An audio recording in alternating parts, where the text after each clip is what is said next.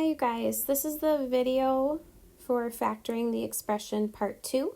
We talked about part 1 in class yesterday, and I'm going to be starting on page 20.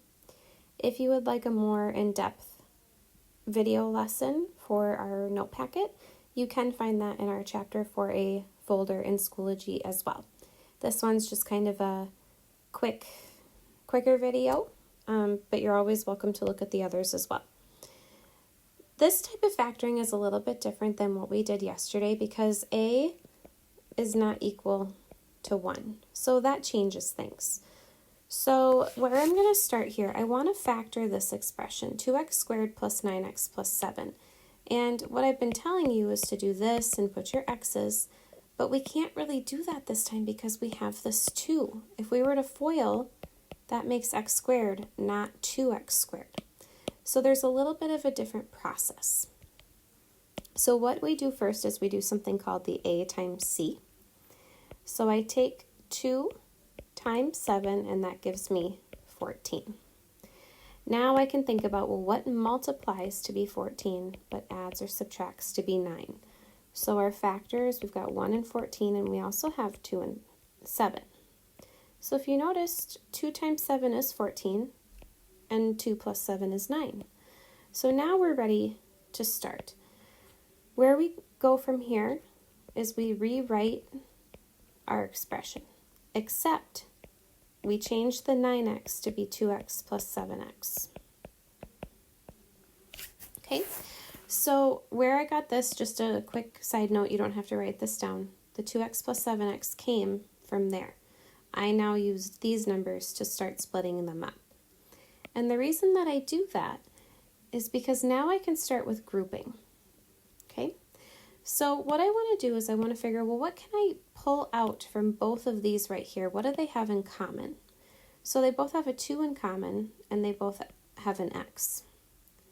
So 2x squared divided by 2x, that just leaves me with an x. And if I take away 2x from 2x, that just leaves me with a plus 1.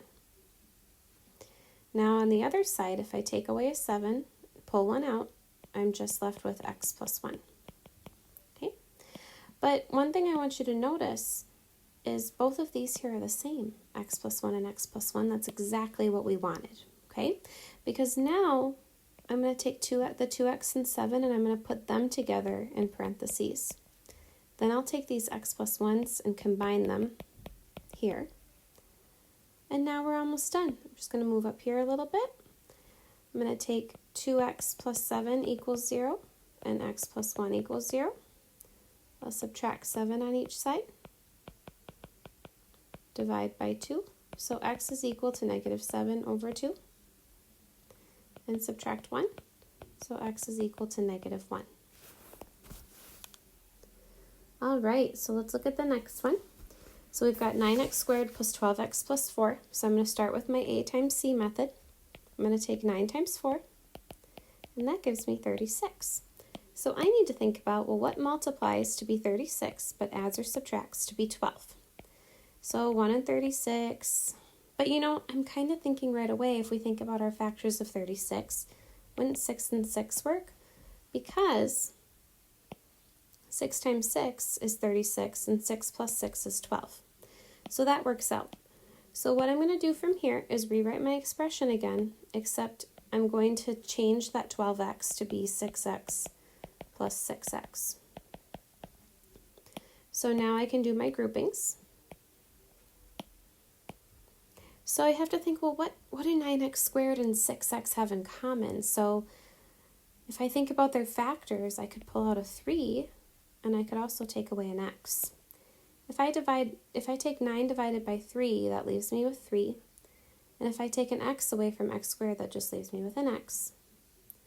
And if I take away 3x from 6x, that leaves me with just 2.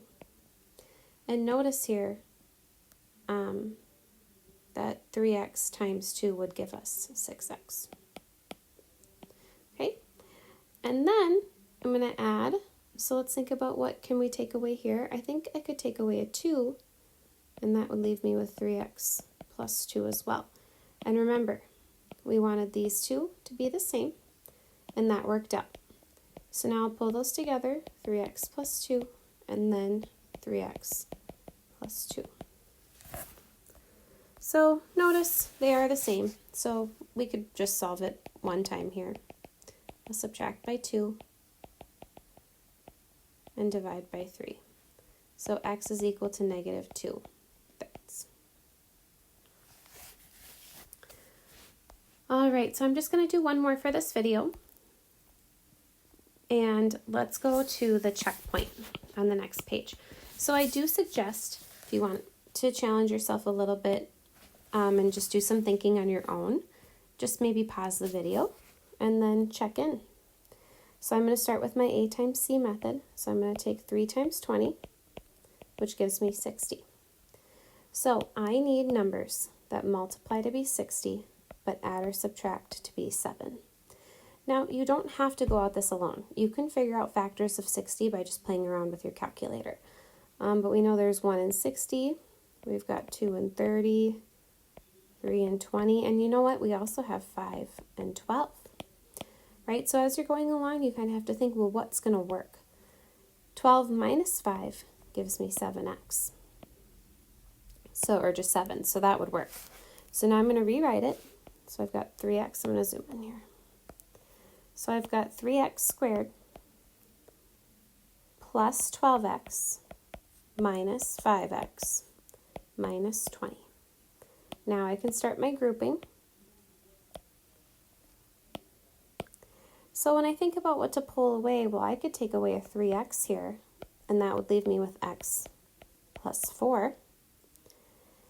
And from minus 5x minus 20, I could take away a minus 5, leaving me with x plus 4.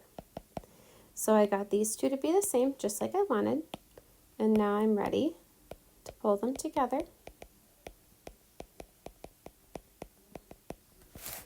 So I've got 3x minus 5 equals 0 and x plus 4 equals 0. Add 5 to each side. Divide by 3. So x equals 5 thirds. And minus 4. So x equals negative 4. Alright, that's the end of this video. Again, like I said, if you wanted to watch some videos that are a little more in depth, go and check out the folder in chapter 4a. There is another video that starts on page 20. Alright, thanks so much. Bye.